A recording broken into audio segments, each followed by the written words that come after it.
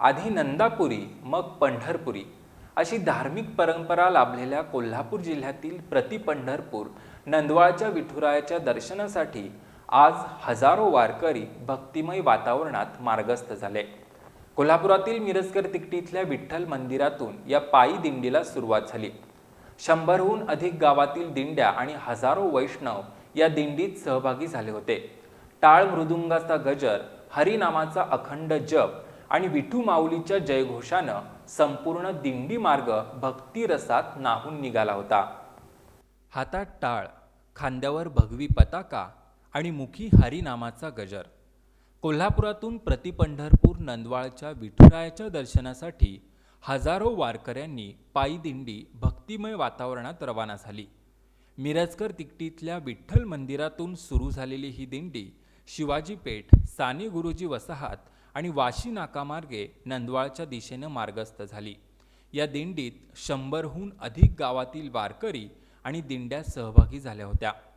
अशा भक्तिमय वातावरणात हजारो वारकरी विठुरायाच्या दर्शनासाठी निघाले। दिंडी मार्गावर ठिकठिकाणी रिंगण सोहळा पार पडला।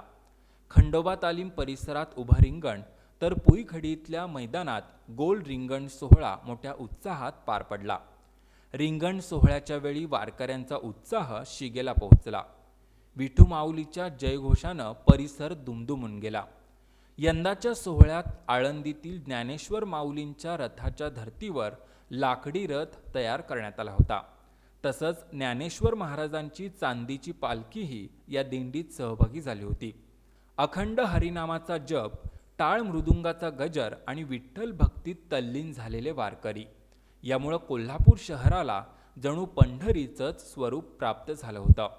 दिंडी नंदवाळीत पोचल्यानंतर ज्ञानेश्वर महाराजांची पालखी काही काळ भाविकांच्या दर्शनासाठी ठेवण्यात येते। यानंतर वारकरी आणि भाविक नंदवाळीतल्या विठ्ठल रुक्मिणी मंदिरात विठुरायाचं दर्शन घेतात।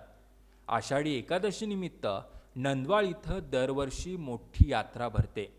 विठ्ठल नामाचा जयघोष, टाळ मृदुंगाचा निनाद आणि हजारो वारकऱ्यांच्या भक्तीनं नंदवाळच्या विठुरायाच्या चरणी आज भक्तीचा महासागरच लोटला।